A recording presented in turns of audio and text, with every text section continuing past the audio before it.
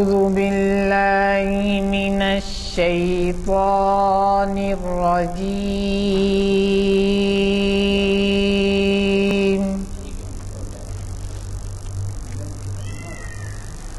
بسم الله الرحمن الرحيم.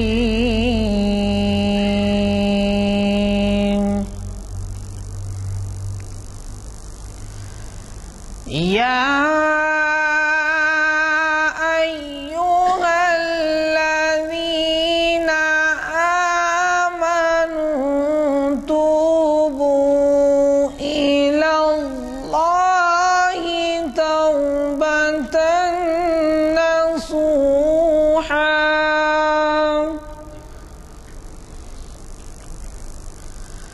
عسى ربكم أن يكفر عنكم سيئاتكم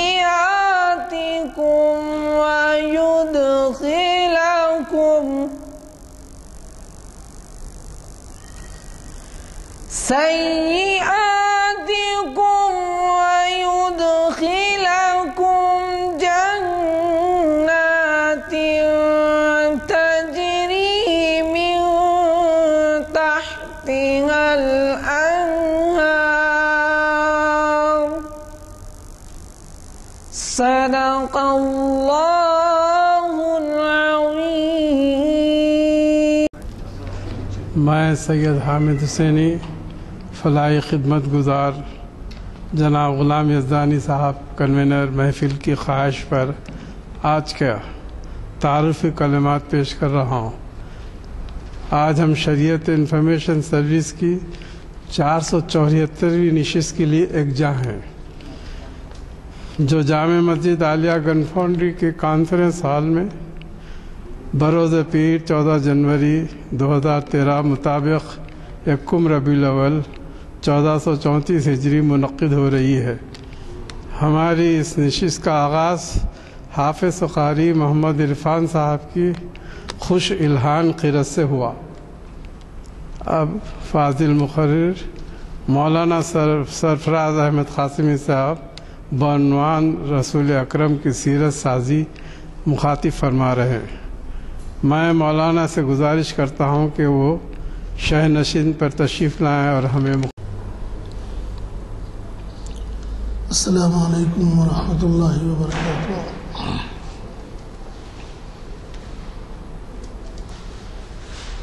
بسم اللہ الرحمن الرحیم وبہ نستعین.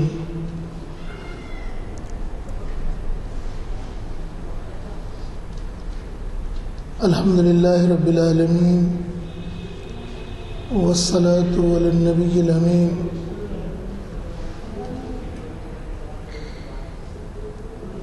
وعلى آلہ واصحابہ اجمعین. اما بعد، اعوذ باللہ من الشیطان الرجیم. لقد من اللہ علی المؤمنین اذ بعث فیہم رسولا منہم یتلو علیہم آیاتہ ویزکیہم ویعلمہم الکتاب والحکمہ وإن كانوا من قبل لفی ضلال مبین.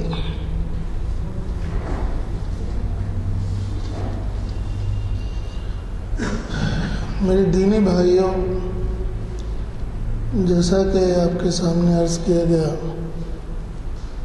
کہ میری گفتگو کا عنوان ہے رسول اللہ صلی اللہ علیہ وسلم کی سیرت سازی. موضوع اپنے حقیقت کے اعتبار سے بہت وسیع اور بہت گہرا ہے اور وقت طلب بھی ہے کہ افراد سازی یہ بہت ہی مشکل کام ہے. دنیا کے جتنے کام ہیں اس میں سب سے مشکل ترین کام کسی انسان کو انسان بنانا ہے. چونکہ زندگی کے مختلف گوشے ہوتے ہیں، انسان مختلف رنگ و روپ کا ہوتا ہے، مختلف مزاج، مختلف ذہن اور مختلف طبیعتوں کا حامل ہوتا ہے۔ ہر ایک کی اصلاح اور تربیت کے لیے ایک ہی اصول، ایک ہی ضابطہ یہ کافی نہیں ہوتا، لیکن رسول اللہ صلی اللہ علیہ وسلم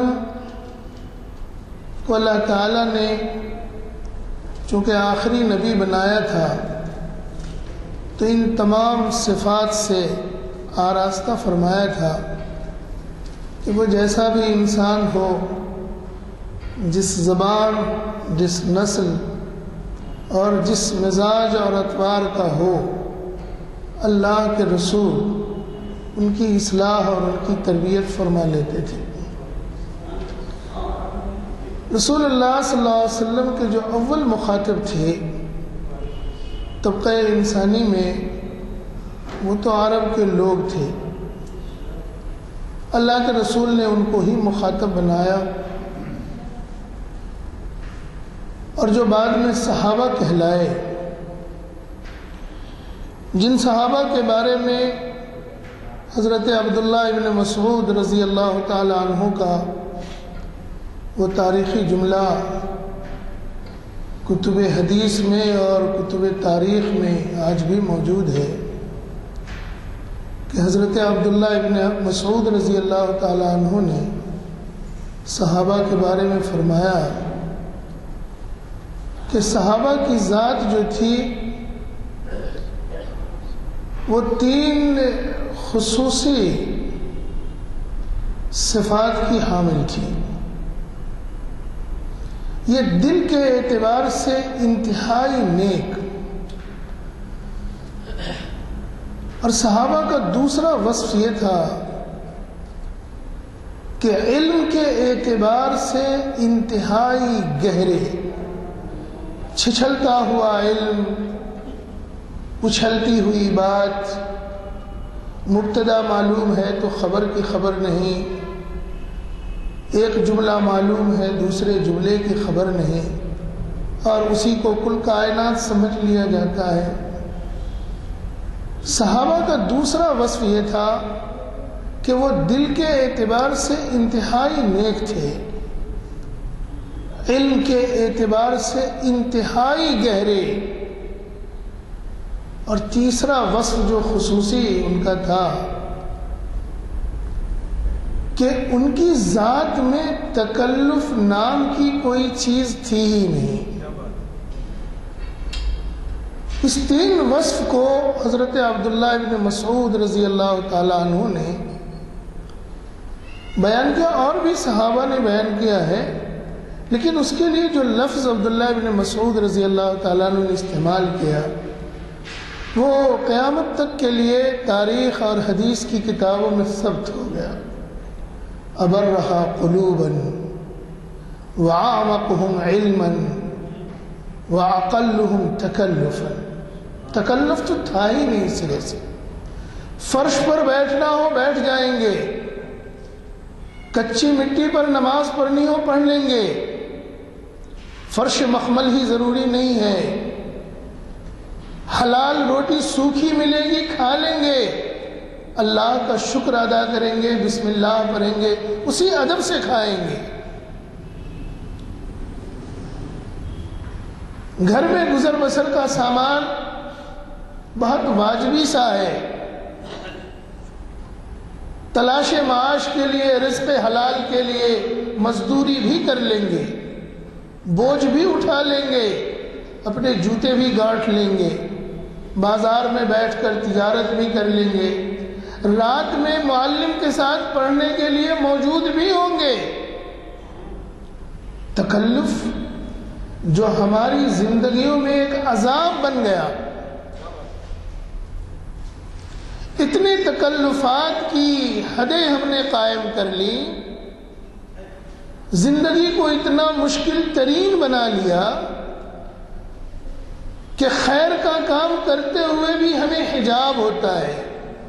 ارے ہماری شیروانی درست نہیں ہے، محفل میں ہم جائیں گے کیسے؟ محفل کون سی؟ دین کی محفل. رسول اللہ صلی اللہ علیہ وسلم کی سیرت کی محفل، گویا رسول کے گفتگو کی محفل.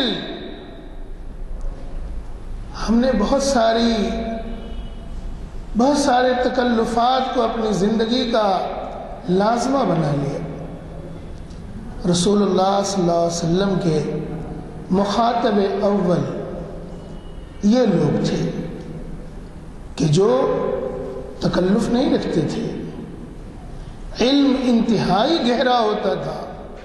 ہمارے یہاں ایک شخص کو خبر ہو جاتی ہے کہ وضو میں 4 فرض ہیں، واجبات کتنے ہیں اس کی خبر نہیں.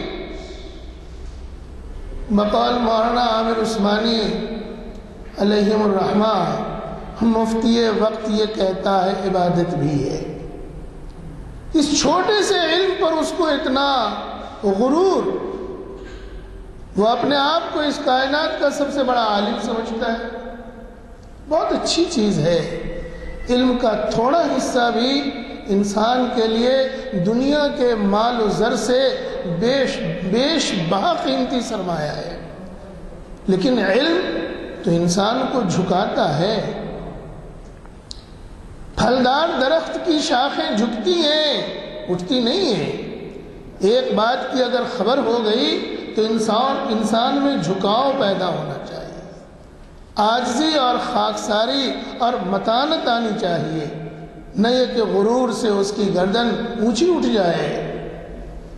رسول اللہ صلی اللہ علیہ وسلم کے صحابہ میں یہ باتیں نہیں تھیں. چونکہ میرا عنوان ہے رسول اللہ صلی اللہ علیہ وسلم کی سیرت سازی، اسی لیے میں نے قرآن کریم کی جس آیت کا انتخاب کیا ہے اس آیت میں اللہ تعالیٰ نے انسانوں کے اوپر ایک احسان کا اظہار فرمایا ہے، اور بہت کھلے لفظوں میں احسان کا اظہار ہے. اللہ نے احسان کیا ہے مومنوں کے اوپر کہ اللہ تعالیٰ نے انہی مومنوں میں سے، انہی انسانوں میں سے ان کے لیے ایک رسول بنا کر بھیجا ہے، جو رسول ان کے درمیان 3 کام بنیادی طور پر کرتا ہے، اور وہ 3 کام ہے تفصیلی، لیکن اس پورے کار نبوت کو اگر سمیٹ دیا جائے، پوری نبوت کی ذمہ داری کو اگر مختصر لفظوں میں بیان کر دیا جائے تو قرآن نے اس کو 3 لفظوں میں بیان کیا ہے کہ نبی کا کام انسانوں کے درمیان یہ ہے کہ نبی اللہ کی نازل شدہ آیتوں کو اللہ کے بندوں کو پڑھ کر سناتے ہیں. تلاوت قرآن ان کا پہلا کام ہے. معلوم یہ ہوا کہ رسول اللہ صلی اللہ علیہ وسلم کی جو امت ہوگی، اس امت کی پہلی پہچان یہ ہے کہ یہ اللہ کے کتاب کی حامل ہی نہیں ہوگی بلکہ کتاب کی یہ قاری بھی ہوگی. امت حامل قرآن تو کہلا رہی ہے، قاری قرآن نہیں کہلا رہی ہے، چونکہ یہ وصف بہت کم ہو گیا ہے. یہ ان لوگوں کا وصف ہے جو وظیفہ عمل کرتے ہیں، یہ ان کی ذمہ داری ہے کہ وہ قرآن کی تلاوت کر لیا کریں. پوری امت کی طرف سے فرض کفایہ ادا ہو جائے، امت بری و ذمہ ہو گئی. کام امت کا ہے، ہر فرد کا ہے. یہ فرض عین تو نہیں ہے لیکن امت کے ہر فرد کے لیے لازمی ہے. امت نے کیا سمجھ لیا؟ نماز میں قرآن کی تلاوت ہو جاتی ہے کافی ہے۔ بحیثیت مسلمان ہم جتنے لوگ یہاں جمع ہیں، پوری دیانتداری سے اگر ہم اپنا محاسبہ کریں تو کیا ہم لوگوں میں سے کتنے لوگ ہیں جنہوں نے آج قرآن کریم کی تلاوت کی ہے؟ سوائے یہ کہ فرض نمازوں میں ہماری تلاوت ہوئی ہے، باقاعدہ تلاوت تو کسی نے نہیں کیا۔ زندگی کے سارے کام ہو رہے ہیں، کوئی کام چھوٹتا نہیں ہے۔ اگر زندگی کا کوئی کام چھوٹ گیا تو زندگی میں بھی اضمحلال آتا ہے، انقلاب آتا ہے، گھر کے نظام میں بھی انقلاب آ جاتا ہے۔ اتنا ضروری کام اور اس کو نظر انداز کر دیا گیا۔ اس کو ہم نے ضرورت سمجھا، قرآن کی تلاوت کو ہم نے ایک واجبی سا فریضہ سمجھا۔ ہم نے یہ سمجھ لیا کچھ لوگ پڑھ لیں، امت کا فریضہ ادا ہو جائے گا۔ رسول کا پہلا کام بتلایا گیا تھا کہ وہ اللہ کی کتاب اللہ کی مخلوق کو پڑھ کر سنائیں گے۔ ظاہر ہے جو محبت وحی ہے، جس پر وحی نازل ہوئی ہے، وہ ذات اپنی زبان مبارک سے اللہ کے کلام کی تلاوت کرے، سننے والوں پر تو وجد طاری ہونا ہی ہے۔ دوسرا جو فرض منصبی رسول کا بتلایا گیا کہ رسول کا کام ہے تزکیہ قلب کرنا، تزکیہ کرنا۔ اور ظاہر ہے کہ تزکیہ جو ہوتا ہے یہ کپڑوں کا نہیں ہوتا، کپڑوں کی تطہیر ہوتی ہے، تغسیل ہوتی ہے، دھویا جاتا ہے۔ دل کپڑا نہیں ہے کہ اس کو واشنگ مشین میں ڈال کر دھو دیا جائے۔ اس کی تطہیر کے لیے جو آلہ ہوگا، جو طریقہ عمل ہوگا، وہ مادی نہیں ہوگا، وہ غیر مادی ہوگا۔ چونکہ اس کی تطہیر غیر مادی طریقے سے ہونی ہے۔ کپڑا مادہ ہے، جسم مادہ ہے، فرش مادہ ہے، اس نجاست کو دھونے کے لیے مادی چیزوں کی ضرورت ہے۔ کیفیات قلب جو ہے یہ غیر مادی ہیں، اس لیے ان کی تطہیر کے لیے بھی وہ دوا، وہ علاج، وہ طریقہ عمل چاہیے کہ جو غیر مادی ہو۔ ہم انسانوں نے تو آج کے انسان نہیں، آج سے 1500 سال پہلے کے انسان بھی مادی وجود پر ہی یقین رکھتے تھے۔ سر کی آنکھوں سے جس کو دیکھیں گے اسے خدا مانیں گے، وحی کو اترتے ہوئے دیکھیں گے تو وحی تسلیم کریں گے۔ اس 1500 سال پہلے سے بھی پہلے حضرت موسیٰ علیہ السلام سے قوم نے کیا کہا تھا کہ بھئی ہم خدا کو دیکھیں گے تو مانیں گے، کم از کم مظاہر قدرتی کو دیکھ لیں۔ یہ تو انسانوں کی فطرت ہے، طبیعت ہے، وہی مزاج، وہی طبیعت، وہی فطرت ہمیں بھی وہی بدیت ہوئی۔ ہم کوئی اور نسل کے تو ہیں نہیں۔ ہمارا بھی عقیدہ یہی ہوتا ہے کہ ہم ظاہری طور پر جس چیز کو دیکھیں گے اس کی حقیقت کے ہم قائل ہوں گے، وہ ہمارے ایمان کا جز بنے گا، اس پر عین الیقین بھی ہوگا، حق الیقین بھی ہوگا۔ لیکن جن مادی چیزوں کو ہم نہیں دیکھتے ہم اس کی حقانیت کے قائل ہی نہیں ہوتے۔ رسول کا کام ہے تزکیہ کرنا، تزکیہ قلب کا کرنا ہے۔ قلب اندرون میں ہے، وہ کیفیات سے متاثر ہوتا ہے، وہ اعمال کو دیکھ کر متاثر ہوتا ہے، وہ انسان کے کردار سے متاثر ہوتا ہے، وہ آواز کے زیر و بم سے متاثر ہوتا ہے۔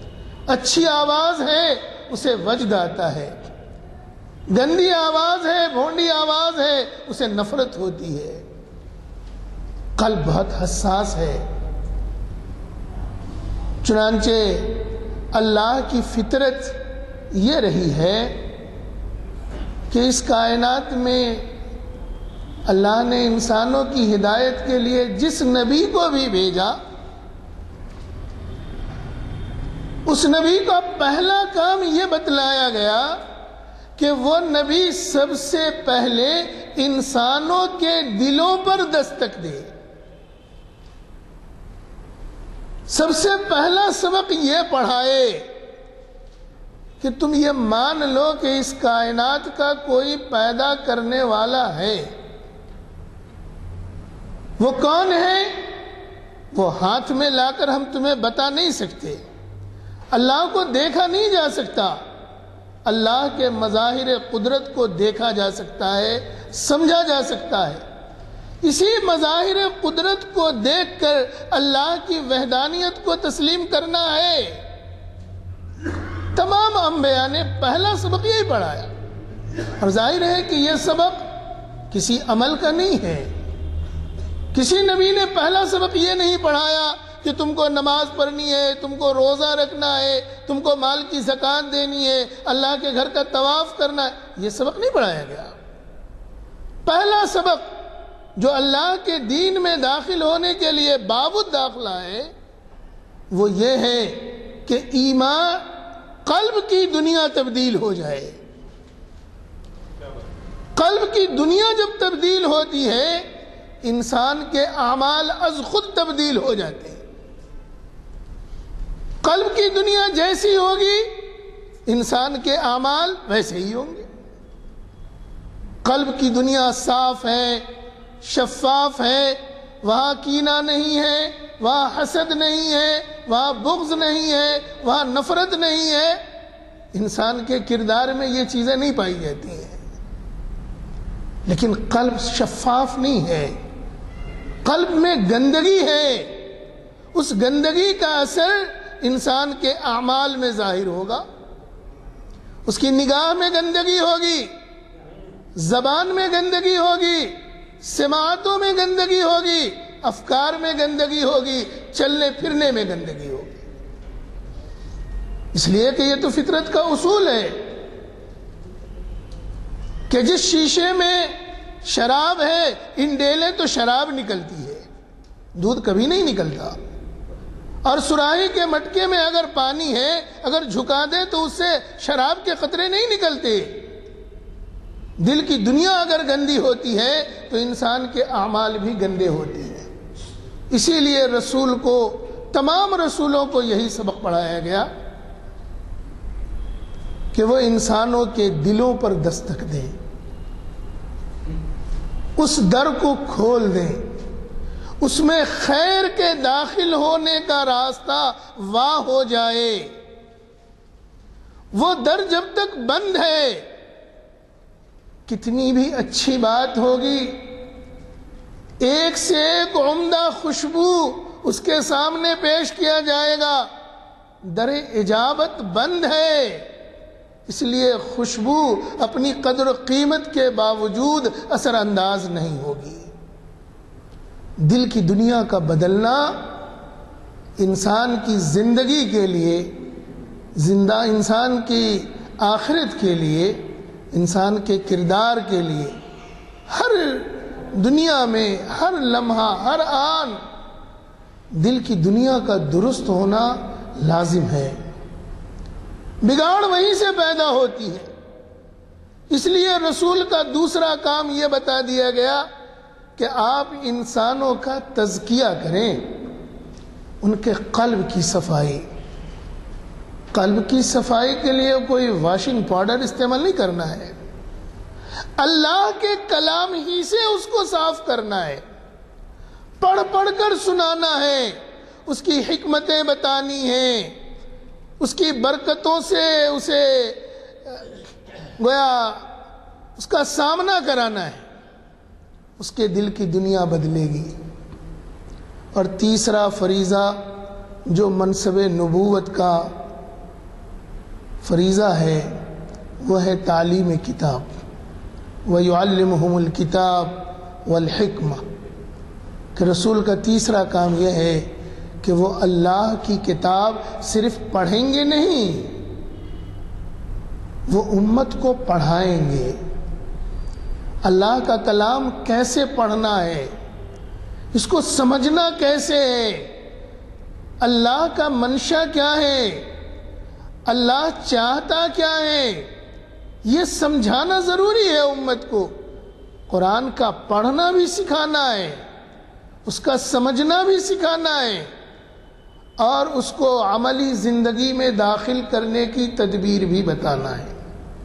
یہ 3 کام رسول کو کرنے تھے.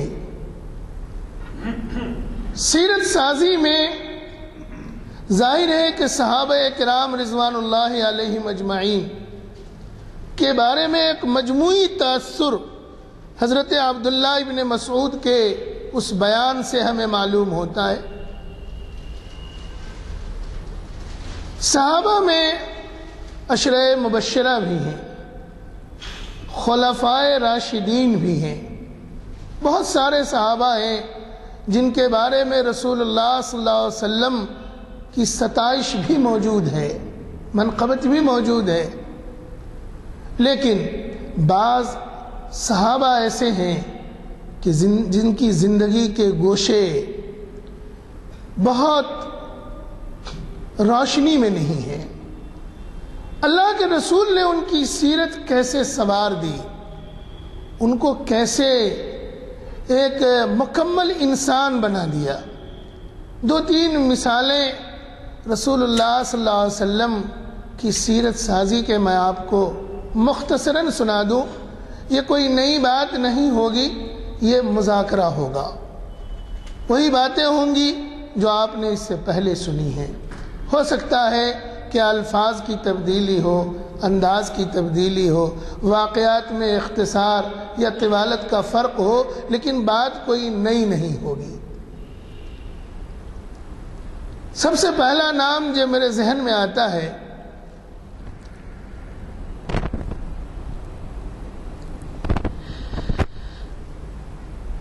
وہ حضرت مصعب بن عمیر رضی اللہ تعالیٰ عنہ کا آتا ہے. حضرت مصعب بن عمیر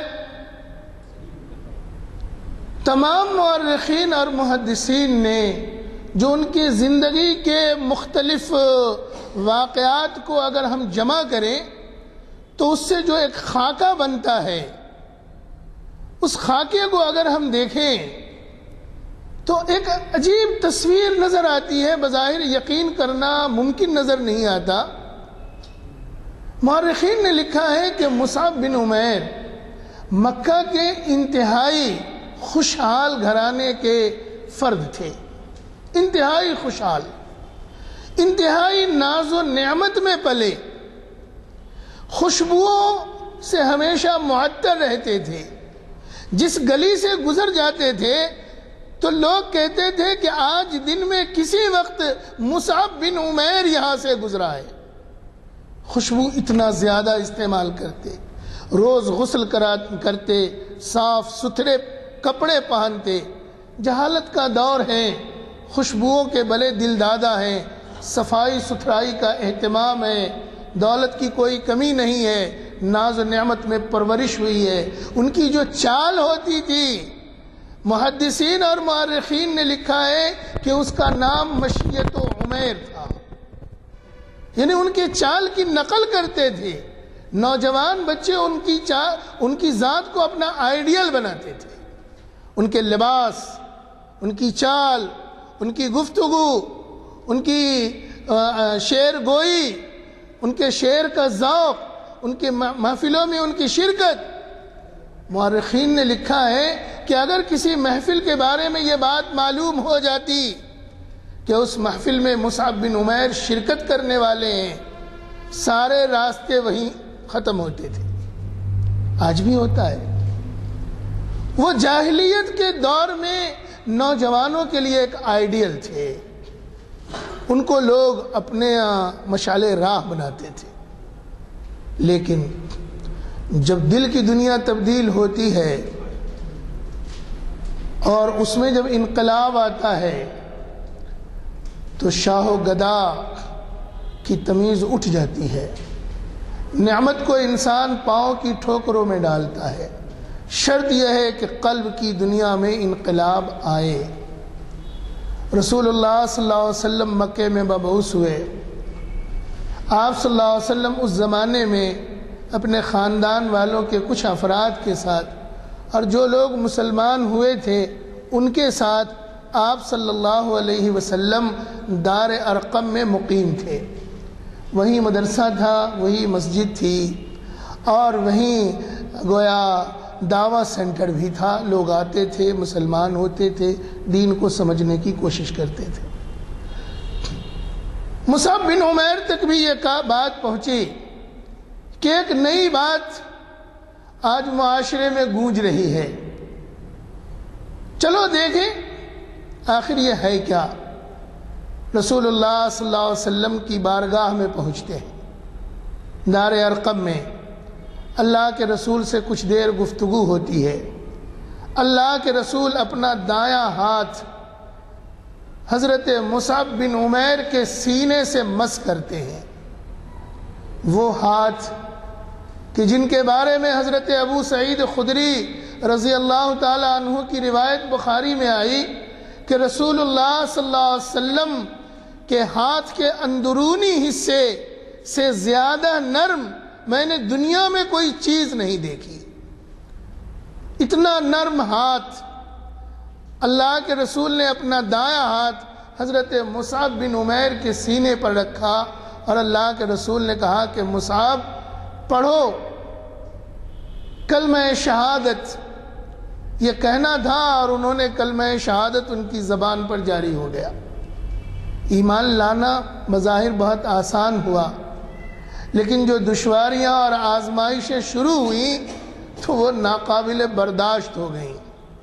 ان کی والدہ جو تھیں خناس بنت مالک، بہت دبدبے والی خاتون، چونکہ بہت دولت مند بھی تھیں اور بڑے گھرانے کی تھیں تو بڑے دبدبے سے وہ زندگی گزارتی تھیں۔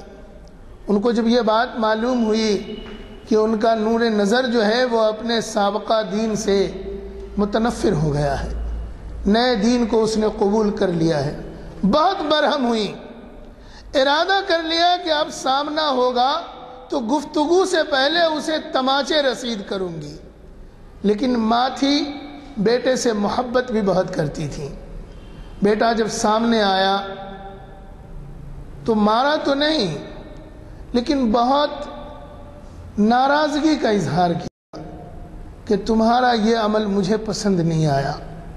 مصعب بن عمیر نے کہا کہ امی جان، میں کائنات میں سب سے زیادہ آپ ہی سے محبت کرتا ہوں۔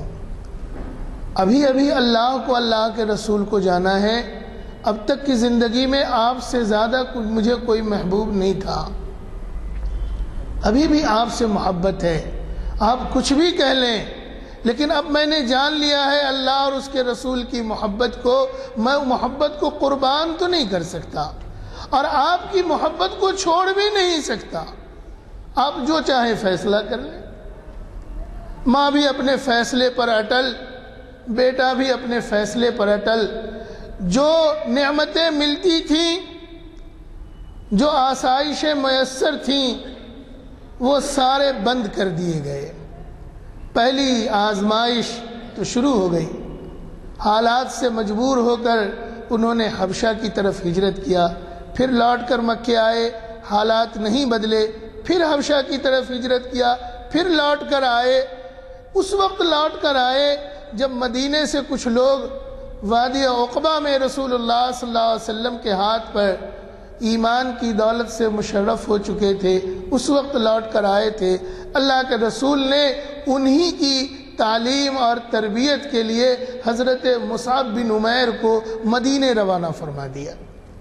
وہ ناز و نعم میں پلنے والا انسان کہ جس کو سونے کے لیے اب چٹائی بھی میسر نہیں ہے، جو روز کپڑے بدلا کرتا تھا اب ہفتوں میں ایک بار نہانے اور کپڑا دھونا بھی اسے نصیب نہیں ہوتا، جو اپنے انتخاب کی بنیاد پر کھانا کھایا کرتا تھا، آج تو صورتحال ہے کہ جو مل جائے وہی غنیمت ہے۔ لیکن اللہ کے رسول کی تربیت اور اللہ کے رسول کی رفاقت نے ایسا ان کے قلب کی دنیا کو تبدیل کیا کہ یہ ساری آزمائشیں انہوں نے ہنستے ہوئے گزار دیں۔ جب رسول اللہ صلی اللہ علیہ وسلم مدینے آئے اور غزوہ بدر کے بعد معرکہ احد ہوا تو اب مسئلہ یہ تھا کہ مسلمانوں کا جھنڈا کس کے پاس ہو۔ بہت سارے لوگ خواہش مند تھے، مہاجرین بھی اور انصار بھی، لیکن اللہ کے رسول کا انتخاب جو تھا وہ حضرت مصعب بن عمیر تھے کہ انہوں نے حضرت مصعب بن عمیر کو جھنڈا دیا۔ واقعات ہم نے پڑھے ہیں کہ پہلے ان کا دایاں ہاتھ کٹا، پھر بایاں ہاتھ کٹا، پھر وہ شہید ہو گئے، اور یہ خبر پھیل گئی کہ رسول اللہ صلی اللہ علیہ وسلم شہید ہو گئے ہیں۔ غلط خبر تھی، چونکہ حضرت مصعب بن عمیر رسول اللہ صلی اللہ علیہ وسلم کے کسی قدر ہم قامت اور ہم شکل تھے۔ جب ان کی شہادت ہو گئی اور کافی زخم آئے تھے تو صحابہ نہیں چاہتے تھے کہ اللہ کے رسول حضرت مصعب بن عمیر کو اس کیفیت میں دیکھیں۔ چہرہ زخمی، سر کے 2 حصے ہو گئے تھے، بھیجا نکل گیا تھا، ناک کٹی ہوئی تھی، جسم کے سامنے کے حصے پر کئی نیزے لگے ہوئے تھے۔ صحابہ نے ان کے جسم پر کپڑا ڈال دیا کہ اللہ کے رسول اس کیفیت میں ان کو نہ دیکھیں، اگر وہ دیکھیں گے تو ان کو اور اذیت ہوگی۔ انہی کے بارے میں ہے کہ کفن اتنا کم پڑ گیا کہ سر کو چھپائیں تو پاؤں کھلتا، پاؤں کو چھپائیں تو سر کھلتا۔ اللہ کے رسول نے کہا سر چھپا دو، پاؤں پر اذخر گھاس ڈال دو۔ ایک وہ ابتدا ہے جو جہالت کی دنیا ہے، ایک یہ زندگی ہے جو دنیا اور آخرت دونوں اعتبار سے کامیاب ترین زندگی ہے، لیکن بظاہر بڑی آزمائشوں، بہت تلخیوں میں ہے۔ یہ تلخیاں، آزمائشوں کو برداشت کرنے کا شعور، یہ سلیقہ، یہ قلب کی صفائی، یہ قوت برداشت، یہ ایمان پر استقامت، یہ قوت آئی کہاں سے؟ یہ قوت آئی تھی رسول اللہ صلی اللہ علیہ وسلم کی صحبت سے۔ ایک دوسرا واقعہ یہ بھی بہت مشہور ہے۔ عرب کا ایک غیر معروف قبیلہ ہے، اس قبیلے میں ایک شخص ہیں حارثہ۔ ان کی بیوی اپنے میکے کو جاتی ہے، میکہ بنو معن میں ہے۔ راستے میں قافلے پر حملہ ہوتا ہے، قافلہ لٹ جاتا ہے۔ حارثہ کی بیوی اپنے شیرخوار بچے سے بھی محروم ہو جاتی ہے۔ اس زمانے میں قافلے لٹتے تھے تو جو لوٹنے والے قطاع الطریق ہوتے تھے وہ مال غنیمت سمجھ کر انسانوں کو بھیڑ بکریوں کی طرح نخاس خانے میں بیچ دیا کرتے تھے۔ بردہ فروشی کا بازار لگا کرتا تھا۔ چنانچہ ان کو بھی اوکاز کے بازار میں جو مکے میں لگا کرتا تھا، حارثہ کے بیٹے زید کو جو چھوٹے تھے 4-5 سال کے تھے ان کو بیچ دیا گیا۔ حارثہ کو خبر ہوئی کہ میری بیوی اب تک پہنچی نہیں ہے، وہ ان کے یعنی اپنے سسرال میں تھے وہ، اور ان کی بیوی کو اپنے میکے پہنچنا تھا۔ آج آئے گا قافلہ، کل آئے گا، انتظار ایک لمحہ ہوتا ہے۔ جب وقت گزر گیا تو معلوم ہو گیا کہ قافلہ لٹ گیا ہے۔ حارثہ اور اس کے بھائی مرغ بسمل کی طرح تڑپ کر رہ گئے۔ کہاں ڈھونڈیں؟ کوئی نشان نہیں، کوئی پتہ نہیں۔ اغوا کرنے والوں نے پیسے بھی طلب نہیں کیے۔ مہینوں گھوڑے اور اونٹنی پر سوار ہو کر مکے کی مختلف آبادیوں کا چکر لگایا، کہیں نشان پتہ نہیں ملا۔ لیکن زید بن حارثہ جو بچے تھے، ان کو اوکاز کے بازار میں بیچا گیا تھا۔ اس بازار میں حکیم ابن حزام جو حضرت خدیجہ کے بھائی تھے، بھائی یا بھتیجے تھے، ان کی پھوپھی ہوتی ہیں وہ حضرت خدیجہ، تو انہوں نے خرید لیا اور اپنی پھوپھی کو تحفے میں دے دیا، اور انہوں نے حضرت خدیجہ نے وہ تحفہ رسول اللہ صلی اللہ علیہ وسلم کو دے دیا۔ یہ بہت مشہور واقعہ ہے، ہمیں سنانا یہ نہیں ہے، ہمیں سنانا یہ ہے کہ اسی اوکاز کے بازار میں 2-3 سالوں کے بعد جب حارثہ کے بھائی آئے تھے تو انہوں نے زید کو دیکھ لیا، پہچان لیا، پوچھا کہ ارے تمہارا نام کیا ہے؟ زید۔ کس کے بیٹے ہو؟ حارثہ کے۔ کہاں رہتے ہو؟ یہاں مکے میں رہتا ہوں۔ اچھا، کس کے غلام ہو؟ فلاں کے غلام ہوں۔ پوری تفصیل بتلائی تو انہوں نے کہا کہ میں تمہارا چچا ہوں، تمہارے والد بہت پریشان ہیں۔ تو انہوں نے کہا کہ میرے ابا جان کو سلام کہیے گا اور یہ کہیے گا کہ میں خیریت سے ہوں۔ انہوں نے خبر پہنچا دی تو باپ کو کب صبر ہو، باپ آئے، چچا بھی آئے اور رسول اللہ صلی اللہ علیہ وسلم سے ملے۔ ظاہر ہے کہ اپنے بیٹے کو لینے کے لیے آئے تھے، زمانے کے دستور کے اعتبار سے ان کو فدیہ ادا کرنا تھا، تو انہوں نے رسول اللہ صلی اللہ علیہ وسلم کو مخاطب کرتے ہوئے یہ نہیں کہا یا محمد، اے محمد، انہوں نے مخاطب کیا رسول اللہ صلی اللہ علیہ وسلم کو دادا کی طرف منسوب کرتے ہوئے، یبن عبد المطلب، اے عبد المطلب کے بیٹے۔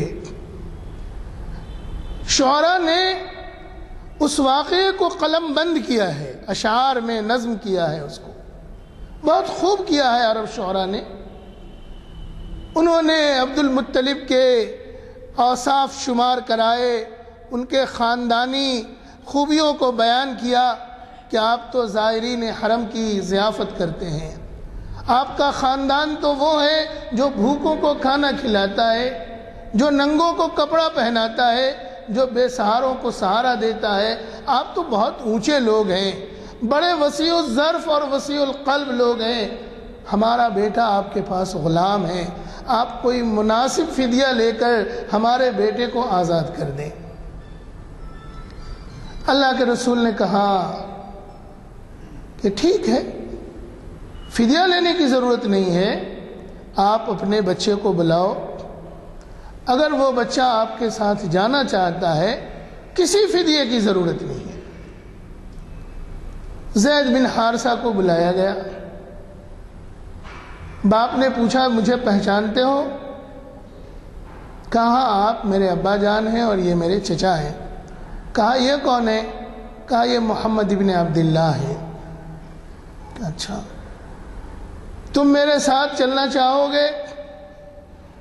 زید بن حارثہ نے کہا نہیں ابا جان، میں ان کے پاس بہت خوش ہوں، مجھے جانے کی ضرورت نہیں ہے۔ باپ حیران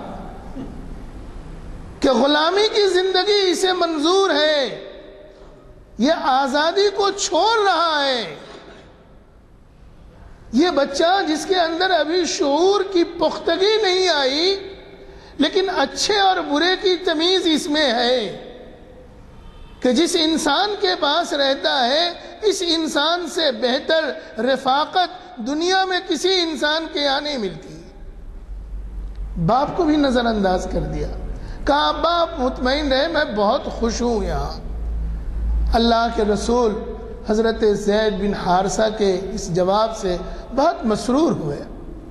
اسی وقت حرم کعبہ میں آئے اور حرم کعبہ میں جتنے لوگ بیٹھے ہوئے تھے اللہ کے رسول نے اعلان کیا کہ مکہ والوں سن لو، آج سے زید بن حارثہ نہیں، یہ میرا لیپالک اور متبنہ ہے، یہ میرا بیٹا ہے، یہ میرا وارث بنے گا، میں اس کا وارث بنوں گا، اس وقت تک وراثت کا قانون نہیں آیا تھا، اس وقت تک لیپالک اور متبنہ کا قانون نہیں آیا تھا۔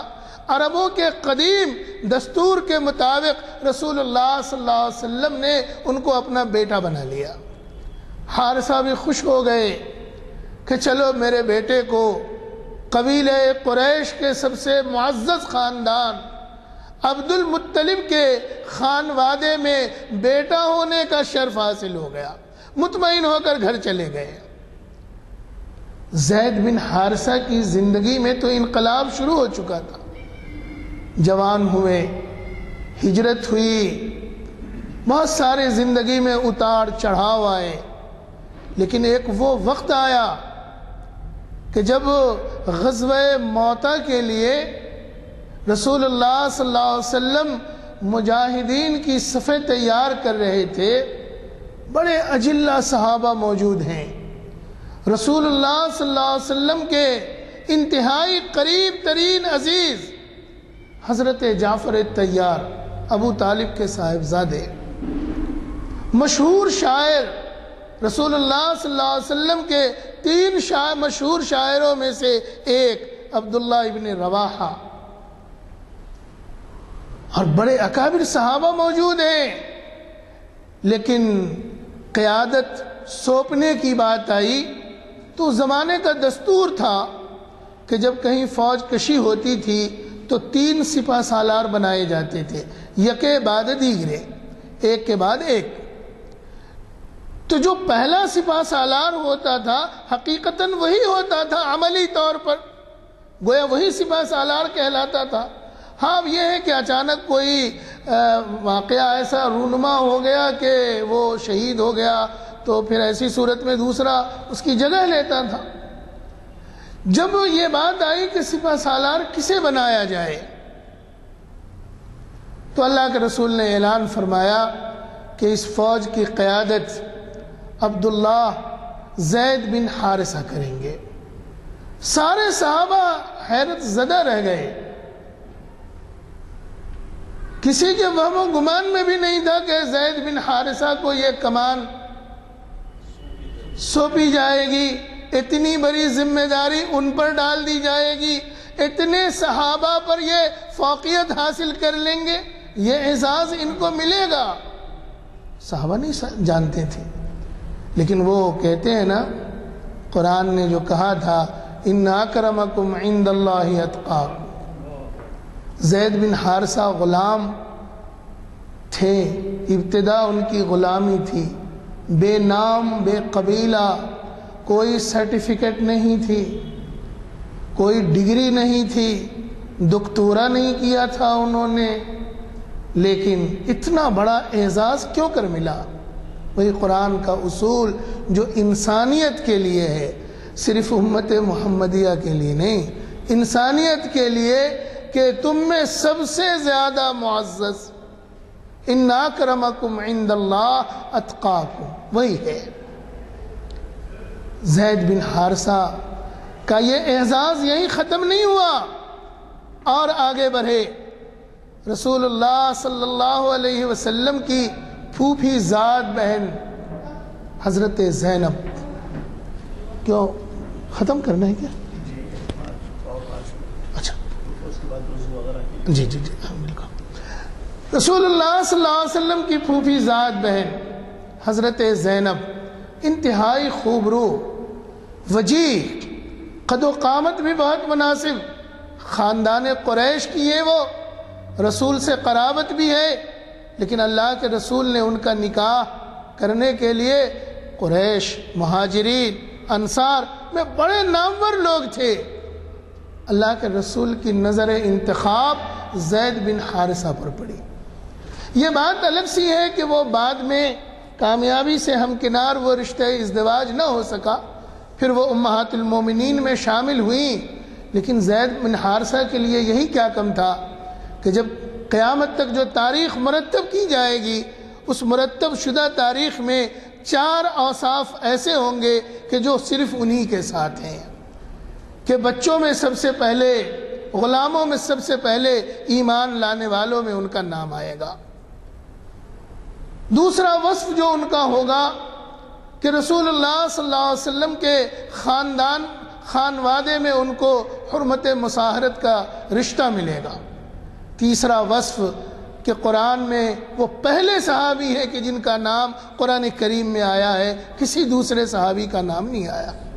اور چوتھا وصف جو قیامت تک رہے گا کہ رسول اللہ صلی اللہ علیہ وسلم نے انصار مہاجرین میں اجلہ صحابہ کے موجود ہوتے ہوئے رسول اللہ صلی اللہ علیہ وسلم نے فوج کی کمان ان کے حوالے کی تھی۔ یہ رسول اللہ صلی اللہ علیہ وسلم کی سیرت سازی کے یہ چند نمونے ہیں، بے شمار نمونے ہیں۔ ان نمونوں میں ہمارے لیے سبق یہ ہے کہ ہم سیرت کے واقعات بھی سنتے ہیں، حضور کی سنتیں بھی سنتے ہیں، بہت ساری باتیں ہماری زندگی میں آتی ہیں۔ انقلاب کی ابتدا جو ہوتی ہے اپنی ذات سے ہوتی ہے۔ ہم یہ عہد کریں کہ اللہ تعالی ہمیں یہ توفیق دے کہ ہم اپنی اصلاح کریں گے اور اپنے متعلقین کی اور اپنے وسائل اور ذرائع جہاں تک پہنچتے ہیں وہاں تک کی اصلاح کرنے کی ہم کوشش کریں گے۔ اللہ تبارک و تعالی ہم تمام لوگوں کو استقامت عطا فرمائے، رسول کی سنت کو زندہ کرنے کی توفیق عطا فرمائے۔ وآخر دعوانا ان الحمدللہ رب العالمین۔ تشریف لائیں گے اور اپنے ساتھیوں کو بھی لیتے آئیں گے، چونکہ دعا ہو چکی ہے اس لیے محفل کی برخاستگی کا اعلان کیا جاتا ہے۔